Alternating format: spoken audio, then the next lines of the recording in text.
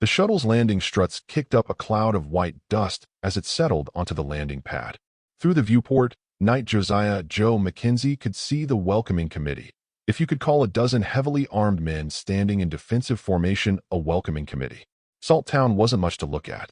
A cluster of prefab buildings and hardened rammed earth structures squatting at the edge of an endless expanse of white salt flats that stretched to the horizon in every direction. The earthen buildings had a frontier permanence about them, thick walls of compressed earth and salt that would stand for centuries. The kind of place that existed for one reason only, to pull wealth out of the ground and send it skyward. Joe grabbed his gear, Winchester plasma rifle, his great-grandfather's sword, and the Stetson that had seen him through more battles than he cared to count, and headed for the airlock. His quantum spurs left faint trails of blue fire on the shuttle's deck plating, their hum a familiar comfort. The heat hit him like a physical blow when the airlock cycled open. Dry, scorching heat that tasted of salt and minerals and desperation. The kind of heat that made smart people question their life choices and dumb people double down on bad decisions. Knight Mackenzie, a weathered man in his 50s, stepped forward, his hand extended. Mayor Hector Beaumont, thanks for coming. Joe shook his hand, noting the calluses and the nervous energy radiating off the man. Mayor, your message said you had a situation that needed Texas attention. That's putting it mildly. Beaumont gestured to the armed men. This is our security force. And before you ask, yes, we're always this armed. And yes, we're always this nervous. For the last 3 months, we've had good reason. They started walking toward the town's edge, the armed escort falling in around them. Joe noted the heavy weapons, plasma cannons, kinetic rifles with armor-piercing rounds, even a few old-fashioned grenade launchers. This wasn't a security force. This was a group preparing for war. We sent the initial report 6 weeks ago. Beaumont continued as they walked between buildings, past prefab administrative centers and solid earthen residences with their distinctive thick walls. Joe could see faces in windows, watching with the kind of hope that came from desperation. Requested a full night deployment, maybe a dozen or so. The Republic thought one was sufficient, Joe said mildly. A stocky man with sergeant's stripes snorted. 1 night. For a threat that's killed 18 people and destroyed 2 of our mining tanks. No offense, Knight, but are you people taking this seriously? Joe stopped walking and turned to face him directly. His quantum spurs flared slightly, casting blue light across the white salt dust. Sergeant, the Texas Knights have been defending humanity for 300 years. In that time, we've faced down alien armadas, machine intelligence swarms, dimensional incursions, and things that don't have names in any human language. We've done it all with a simple truth. 1 night is all that's ever needed. He let that hang in the air for a moment before softening his tone. Now, that might sound like pride talking. Might sound like we're being cocky or dismissive of your situation. But here's the thing. I'm here because the Republic believes your threat is real. And they sent me because they believe I can handle it. So how about you tell me exactly what we're dealing with, and we can discuss whether their faith was misplaced. Beaumont and the sergeant exchanged glances. Then the mayor nodded slowly. Fair enough, Knight. But I think you'd better see it for yourself first. They led him to the eastern edge of town, where a reinforced observation post, rammed earth walls 3 feet thick, overlooked the salt flats. Inside, banks of monitors showed feeds from dozens of drones and satellites. On the largest screen was an image that made Joe's jaw tighten. A furrow in the salt flats, maybe 50 feet wide and stretching for what looked like miles. The track of something impossibly large dragging itself across the desert. That's from 2 weeks ago, Beaumont said quietly. We've tracked 17 of these trails over the last 3 months. They appear randomly, always at least 20 miles from town, always heading in different directions. Whatever's making them. We know what's making them. The sergeant interrupted. He pulled up another image. This one was grainy, shot from high altitude, but clear enough to make Joe's stomach sink. A snake. A goddamn snake. Its body was thicker than a mining hauler, its scales reflecting the harsh sunlight in patterns that hurt to look at. The head was visible in one corner of the image, mouth agape, and Joe could see it was large enough too. That's Tank 7, Beaumont said, pointing to a partially visible vehicle inside the snake's mouth. 20-ton lithium harvester. The snake swallowed it whole. Crew of 4 never had a chance. Joe stared at the image, feeling that old familiar sensation creeping up his spine. Not fear. Knights didn't do fear, or at least they didn't admit to it. But discomfort. Deep, visceral discomfort. How long? He asked, his voice carefully neutral. Beaumont grimaced. That's where it gets complicated. We've had sightings, or what people claim are sightings. Most of them after long nights in the cantina, if you take my meaning. But the stories are consistent enough that we think there's truth to them. Estimates range from 1,500 to 3,000 feet. We're settling on at least 2,000, based on the most reliable witnesses, Sergeant Mueller here being one of them. I was stone sober, Mueller said flatly. Saw it at dawn 3 weeks ago while checking the eastern perimeter. Only saw maybe a quarter of its length before it disappeared into a ravine, but that quarter was 500 feet if it was an inch. And I could tell there was more of it underground. Oh, a giant snake, Joe said flatly. Of course. Beaumont caught something in his tone. Knight Mackenzie, is there a problem? No problem, Mayor. Joe forced himself to look away from the image. Just that of all the threats in the galaxy, the aliens, the machines, the dimensional horrors, it had to be a snake. You don't like snakes? I don't like things that move without legs, swallow their prey whole, and can go months without eating but decide to snack on million-credit mining equipment just because they can. He touched the brim of his Stetson, composing himself. But my personal preferences don't factor into the job. You called for a night, you got one. Now tell me everything, when it attacks, how it attacks, and why nobody's been able to kill it yet. Mueller pulled up a tactical map. It's smart. Probably not sapient, but definitely intelligent. It hunts at night, when thermal imaging is less effective against the salt. Moves underground most of the time. We think it's using old lava tubes from when this planet had active volcanism. He highlighted several locations on the map. These are the attack sites. 18 casualties across 8 incidents. It took Tank 7 3 weeks ago, Tank 3 a month before that. In between, it's been hitting our cattle herds. You run cattle on a salt flat? Joe asked, surprised. We've got oases, Beaumont explained. Places where underground water breaks through. The cattle graze on salt-tolerant vegetation, and the meat has unique mineral properties that fetch premium prices. Or did, before the snakes started eating them. How many had lost? 247. At current prices, that's about. Beaumont paused, doing mental math. 4,000 gold marks. Or 40,000 silver, if you prefer the gentleman's currency. He caught himself. Sorry, what would that be in credits? 8 million, give or take. Plus the tanks, plus the lives. His face hardened. This thing is killing us, Knight. Not just the people, it's killing our economy, our future, our hope. Joe studied the map, noting the pattern of attacks. Random, but not really. There was a rhythm to it, a logic. The snake was hunting territory it knew, using geography to its advantage. You said people have gone after it. Tell me what happened. Mueller pulled up more files. First attempt was Sheriff Baudelaire and a 6-man posse. Tracked it to a lava tube entrance 30 miles northeast. Went in with full tactical gear and heavy weapons. Only 2 came out, and they were damaged. Kept talking about how the tunnel collapsed, how they were in total darkness, how they heard it moving around them. Second attempt? Joe asked, though he suspected he knew how it ended. Corporate security team from the mining company. 12 men, military-grade equipment, seismic sensors to track it underground. They set up an ambush at one of the cattle oases. The snake came, but not from the direction they expected. Rose up out of the salt flat itself, right in the middle of their position. Killed 7 before the others retreated. And nobody's been able to get a clean shot at it. It's too fast and too big. Our weapons can hurt it. We know that because it bleeds, but nothing we have can kill it in one shot. And we only ever get one shot before it disappears again. Joe turned away from the screens, looking out over the salt flats through the thick earthen walls' narrow observation ports.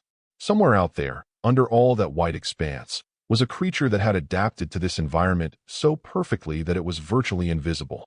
A predator that had probably been here long before humans arrived, just living its life until someone decided to disturb its territory. I'll need 3 things, he said finally. First, a detailed geological survey of every lava tube, underground water system, and structural weak point within 50 miles. Second, access to your best tracking equipment, quantum sensors, seismic monitors, anything that might give me an edge. And third, he paused, choosing his words carefully. I'll need volunteers. Men who know this land, who can track and shoot and aren't afraid of going into the dark after something that's killed everyone else who tried. You'll hunt it underground? Mueller asked, surprised. Only way to do it. Things too smart to let us hit it in the open, and too big to kill from a distance. We need to get close. Real close. That's suicide. Maybe. Joe's quantum spurs flared, casting blue light across the white salt beyond the observation post. But it's what needs to be done. Now, Mayor, those volunteers. Beaumont was already nodding. We've got 20 men who've been waiting for someone to lead them. Frontiersmen, all of them. They know what they're signing up for. Good. Get them together. We leave at dawn. As Joe turned to go, preparing to study those geological surveys, Beaumont called out, Knight Mackenzie, why did the Republic really send just one of you? Joe looked back, his expression unreadable beneath his Stetson. Because, Mayor, that's all we've ever needed. And if that changes, he touched the brim of his hat. Well, then Texas will send more. But it won't change. It never does. How can you be so sure? Joe's smile was grim. Because I'm a Texas Knight. And Texas Knights don't fail. We just find creative ways to succeed. He left them standing there, already planning his hunt. Somewhere under the salt flats, a 2,000-foot snake was coiled in the darkness, probably sleeping off its last meal. Joe Mackenzie was going to make sure it was the last meal it ever had, even if he really didn't like snakes. The posse. Dawn came early on the salt flats, the sun turning the endless white expanse into a mirror that reflected heat and light until the world seemed to burn. Joe stood in the town square, surrounded by a mix of prefab buildings and solid earthen structures, checking his gear one last time while 20 men assembled around him. They were exactly what he'd expected, hard men with hard faces, wearing practical clothes and carrying well-maintained weapons. The kind of people who chose to make their lives on a frontier planet where the work was brutal and the rewards uncertain. Survivors. Gentlemen, Joe said, his voice carrying across the assembled group. I'm Knight Josiah Mackenzie, but you can call me Joe. I'm here to kill a snake. A very large, very intelligent, very dangerous snake that's been making your lives miserable. I understand you've all volunteered to help. 20 heads nodded. No hesitation. No second thoughts. Before we go further, I need to be clear about something. This isn't a sporting hunt. This isn't an adventure. This is a military operation against a hostile creature that has killed 18 people and will kill more if we fail. Some of you might not come back. In fact, statistics suggest most of you won't. So if anyone wants to reconsider, now's the time. No shame in it. Nobody moved. Nobody spoke. One older man, had to be in his 60s, face weathered like old leather, actually grinned and spat a stream of tobacco juice into the salt dust. Didn't think so? Joe continued. All right then, here's what we know and what we're going to do about it.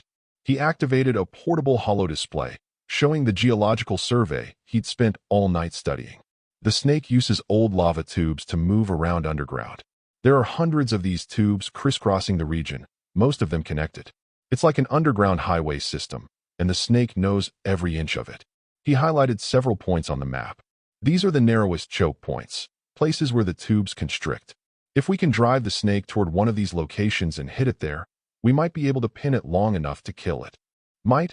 Asked a lean man with a hunting rifle slung across his back. Might, Joe confirmed. Truth is, nobody knows exactly how tough this thing is. We know small arms wound it. We know it can be hurt. But killing it? That's going to take something special. He drew his sword, the blade catching the early morning light. The quantum matrix in its core hummed softly, resonating with harmonics that made the air shimmer.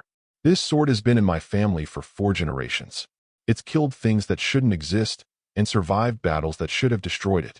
The quantum harmonics in the blade can disrupt molecular bonds, shred nervous systems, and cut through pretty much anything. That going to be enough for a 2,000-foot snake? The older man asked. We're going to find out, Matthias.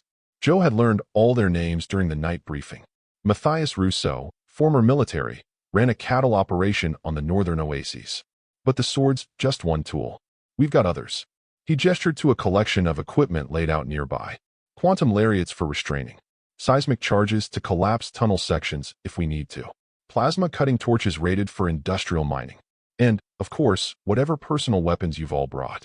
A younger man, Tommy Klein, barely 21, raised his hand. What's the plan if it comes at us in the dark? The last group said they couldn't see anything. Good question.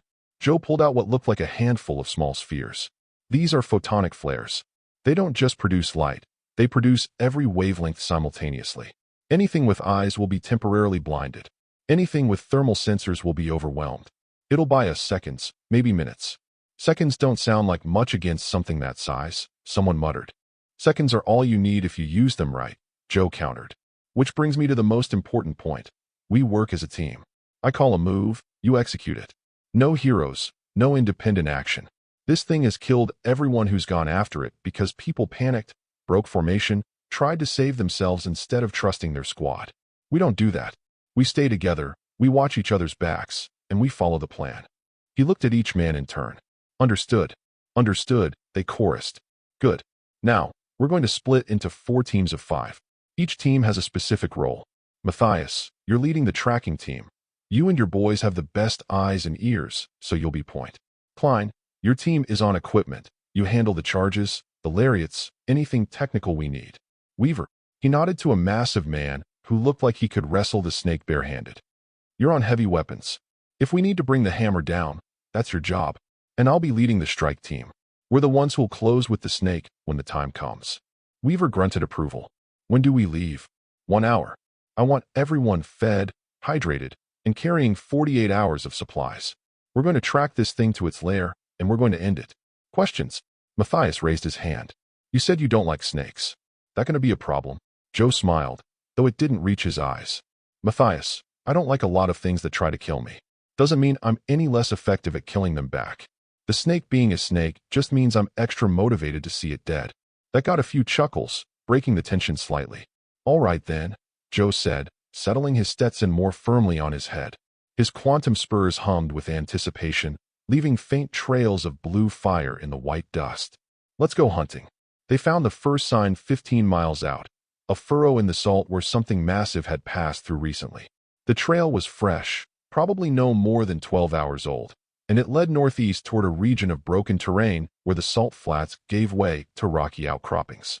It's heading for the lava tubes, Matthias said, kneeling to examine the disturbed salt. See how the pattern changes here? It's not just moving across the surface, it's starting to dig. Joe studied the trail, noting how the salt had been pushed aside in regular patterns. The snake was huge, but it moved efficiently. Nothing wasted. Every movement calculated. How long until it goes fully underground? Hard to say. Could be hours, could be minutes. Once it's down there, tracking gets harder. Then we'd better move fast. Joe activated his comm. All teams, double time. I want to catch this thing before it disappears. They moved across the salt flats with practiced efficiency, experienced men who knew how to cover ground quickly without exhausting themselves. The sun climbed higher, turning the white expanse into a furnace. Joe felt sweat running down his back despite his armor's climate control. The trail led them to a ravine, a deep cut in the landscape where ancient volcanic activity had split the ground open. At the bottom, barely visible in the shadows, was an opening. A lava tube entrance, easily 30 feet across. There, Matthias said quietly. That's where it went. Joe peered over the edge of the ravine, his quantum spurs casting blue light into the darkness below. The opening seemed to swallow the light, revealing nothing but more darkness beyond. Seismic sensors? He asked. Klein pulled out a portable unit, planting sensors at 3 points around the ravine's edge. The display lit up with data, showing a complex network of tunnels extending deep underground. And there, maybe 2 miles down, a massive heat signature. That's it, Klein whispered. That's the snake. Joe studied the readings. The creature was coiled, probably resting after its nighttime hunt. This was their chance. All right, here's how we play this. We go in quiet, set up positions at key choke points. When it moves, and it will move once it senses us, we drive it toward the narrowest section. That's where we make our stand. And if it decides to go a different direction? Weaver asked. Then we adapt. But the seismic charges should give us some control. We can collapse sections behind us, funnel it where we want it. Assuming it doesn't just dig through the rubble, Matthias pointed out. It could, but digging takes time, and time is when we hit it. Now let's move. And remember, quiet. No lights unless absolutely necessary. We don't want it knowing we're coming until we're in position. The descent into the ravine was treacherous. The walls were loose volcanic rock that crumbled under their boots, sending small cascades of debris into the darkness below. Joe led the way, his quantum spurs providing just enough light to see by, their blue glow painting the rock in shades of azure and shadow. The lava tube entrance yawned before them like the mouth of some prehistoric beast. The air coming from it was cool, almost cold compared to the surface heat, and carried strange scents. Minerals, moisture, and something else. Something organic and alien and wrong. That snake musk, Matthias said quietly. I've smelled it before after attacks. It's how we know the same snake is responsible. The scent's always identical. Joe nodded, filing that information away. If they could track it by scent as well as seismic signature, they'd have a better chance. They entered the tunnel in formation, weapons ready. The darkness swallowed them immediately, absolute and oppressive. Joe activated his helmet's low-light vision, painting the world in shades of green and gray. The tunnel was smooth, worn by ancient lava flows and then centuries of the snake's passage. The floor was covered in a fine dust that muffled their footsteps. Perfect hunting ground for an ambush predator. Seismic says it's still 2 miles down, Klein reported, his voice barely a whisper. Not moving. Let's keep it that way. Weaver, set the first charge here. If we need to cut off a retreat, this'll do it. They moved deeper, setting charges at strategic intervals. The tunnel branched and reconnected, forming a labyrinth that would have been impossible to navigate without their sensors. Several times they passed through chambers large enough to house buildings, their ceilings lost in darkness overhead. In one chamber, they found evidence of the snake's meals. Bones. Lots of bones. Cattle, mostly, but also the crushed remains of mining equipment. And, scattered among the mechanical debris, personal effects that spoke of human victims. A boot. A plasma rifle, crushed flat. A wedding ring. Nobody spoke. They just kept moving. The tunnel narrowed as they descended, until they were walking single file through passages barely wide enough for a man. Joe felt the weight of stone above him, the pressure of being so deep underground.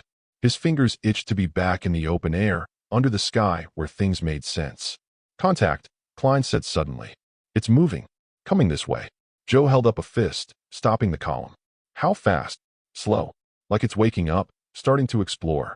All teams, to your positions. We're going to make first contact in. He checked the seismic display. Approximately 15 minutes. Remember the plan. Drive it toward choke point Alpha. No heroics. They scattered, each team taking pre-assigned positions. Joe's strike team held the center, ready to engage directly. Matthias's trackers set up on the flanks to keep eyes on the snake's movement. Weaver's heavy weapons team positioned themselves at the choke point, ready to bring overwhelming firepower when needed. Klein and his tech team spread out to manage the charges and equipment. Then they waited. In the darkness, listening to the sound of their own breathing and the distant rumble of something massive moving through stone. I got movement. Matthias's voice crackled over the calm, northwest tunnel, about 300 yards. Jesus, it's big. Hold positions, Joe ordered. His hand tightened on his sword's hilt. Let it come to us. The sound grew louder. A slithering, scraping noise that echoed through the tunnels until it seemed to come from everywhere at once. The ground began to vibrate slightly, small stones bouncing and skittering across the tunnel floor. Then Joe saw it. A massive shape in the darkness, moving with fluid grace despite its impossible size. Scales that reflected his quantum spur's light in patterns that hurt to look at. And the head, God, the head, easily as large as a freight hauler, with eyes that glowed with their own internal light.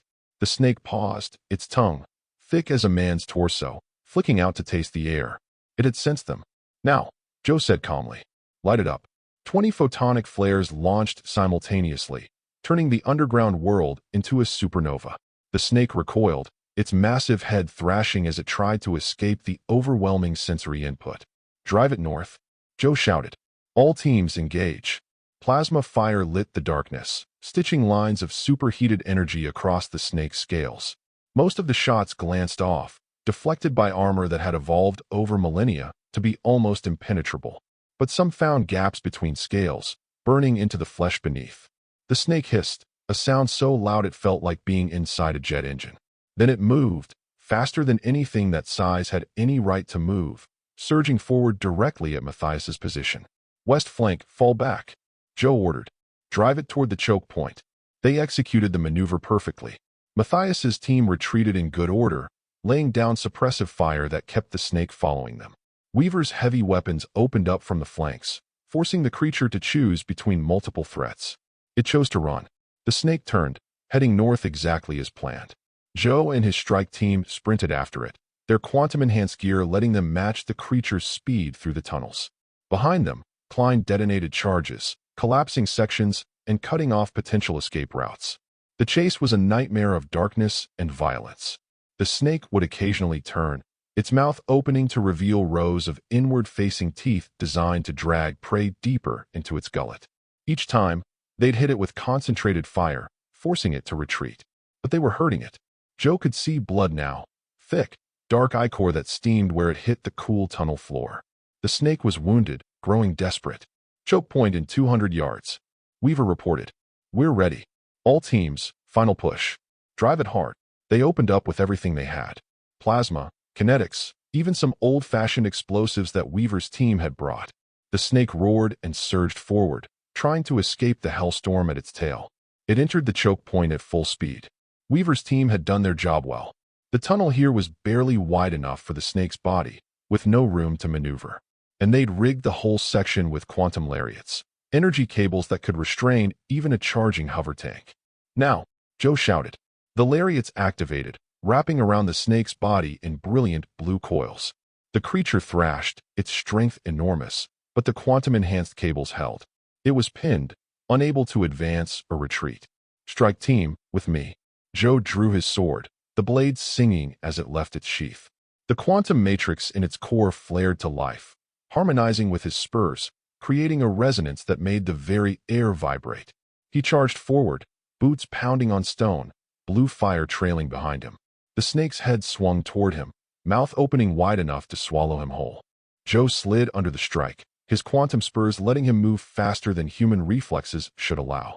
His sword lashed out, the quantum-enhanced edge cutting deep into the soft tissue under the snake's jaw. The creature screamed and reared back, its blood spraying across the tunnel walls. But the lariats held, keeping it in place. Again, Joe called out. His strike team joined him, 5 men with quantum-enhanced weapons coordinating their attacks with the precision of long practice. They hit the snake from multiple angles, targeting weak points. Eyes, the soft palate of its mouth, the joints where its jaw connected to its skull. Each strike did damage. Each wound leaked more of that dark ichor. But the snake wasn't done. It began to thrash with desperate strength, and Joe heard the ominous sound of quantum lariats beginning to snap. It's breaking free. Klein shouted. We need more time. Time they didn't have. Joe made a decision. Everyone back. Get clear. What are you? Matthias started. I said get clear. That's an order. The posse retreated, dragging their wounded with them. Joe stood alone before the snake, his sword raised, quantum spurs burning with blue fire bright enough to illuminate the entire tunnel. The snake fixed him with eyes that held alien intelligence. It recognized him now, not as prey, but as threat, as enemy, as the thing that had hurt it, cornered it, made it bleed. Come on then, Joe said quietly. Let's finish this. The snake struck like lightning. Joe was already moving, his quantum spurs propelling him up and over the strike. His sword came down in a perfect arc, guided by 4 generations of combat experience encoded in its quantum matrix. The blade bit deep into the snake's skull, cutting through scale and bone, penetrating into the brain beneath. The snake convulsed, nearly throwing Joe off. He held on with one hand while the other drove his Bowie knife into the wound his sword had made, twisting, cutting, destroying neural tissue faster than it could regenerate. For a moment, he was face to face with the dying creature. Saw the light fade from those ancient eyes. Felt the massive body go slack beneath him.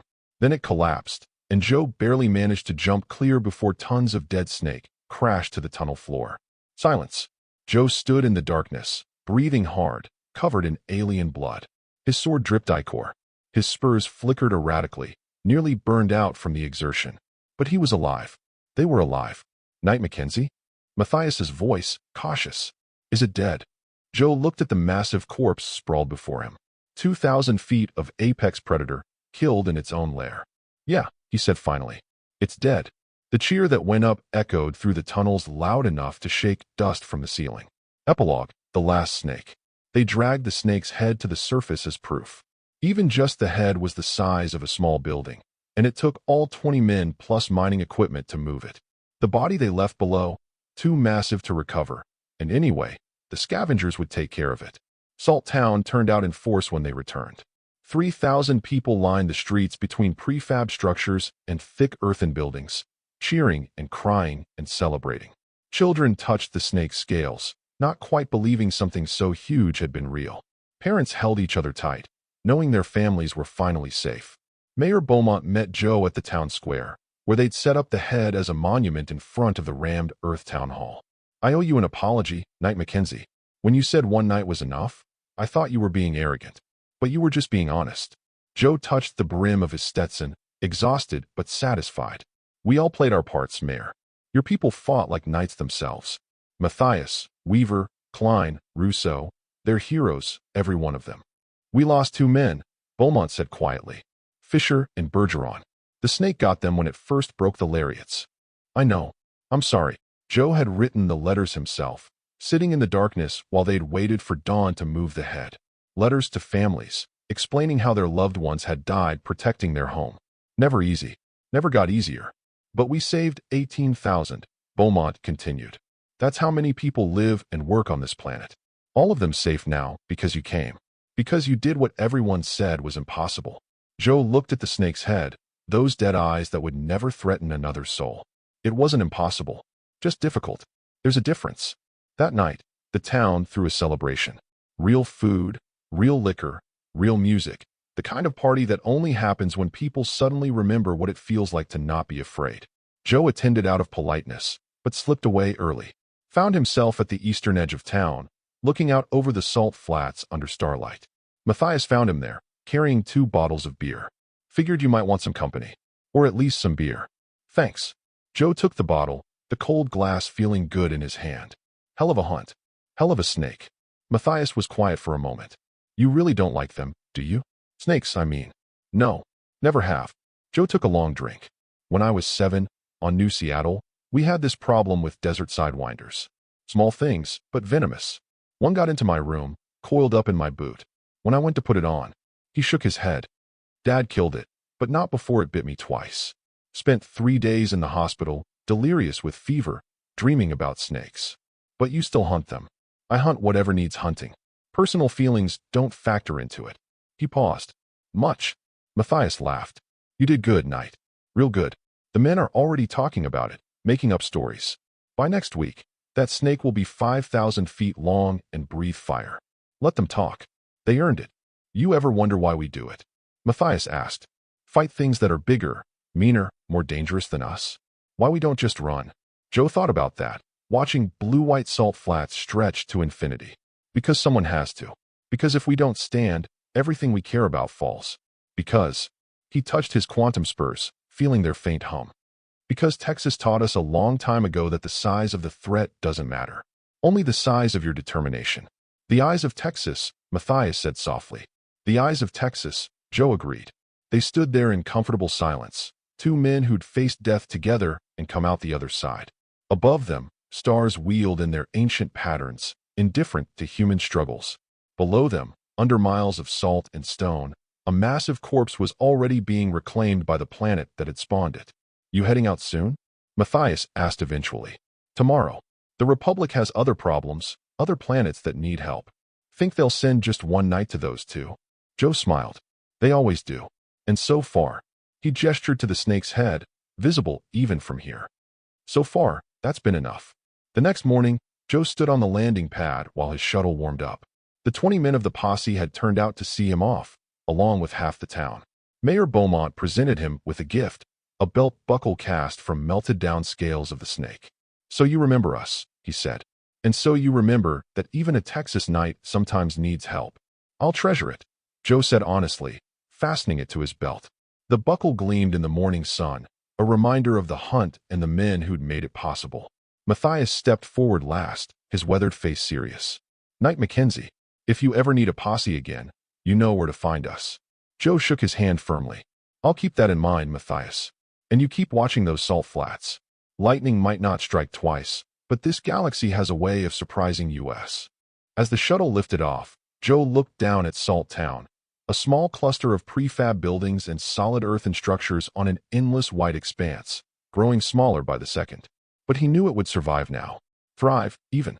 The lithium mines would keep producing, the cattle would keep grazing, and children would grow up safe. All because one night had answered a call for help. And because 20 brave men had been willing to follow him into the darkness to face their nightmares. His quantum spurs hummed softly as the shuttle broke atmosphere, their blue fire reflecting in the viewport. Below, Salt Town disappeared into the white expanse. Above, The stars beckoned with promises of new challenges, new threats, new battles. Joe settled his Stetson more firmly on his head and allowed himself a small smile. One night was all it took. And next time, whether it was snakes or something worse, one night was all they'd need. The eyes of Texas, after all, were always watching.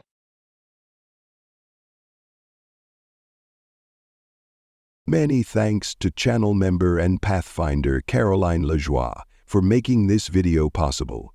And thank you to all my other channel members and Pathfinders as well. You all keep this channel going. If you'd like to become a member, please be sure to do so and gain access to some awesome exclusive perks. Everyone else, thank you for listening to this story, and I do hope that you enjoyed it. Please be sure to subscribe and hit that bell icon to see more videos like this, and be sure to leave this video a like, too. Channel memberships, super thanks, merch purchases, and even book purchases, our links to our books are in the description section below, are a great way to keep this channel going, and they help us afford to make better videos too. Partner with us as we grow into one of the best sci-fi channels on YouTube and beyond. With all of that said, thank you again for listening to this story, and I hope to see you again. Thank you for your time, and be sure to check out the story and playlist on the left side of your screen now. I'll see you in the next one.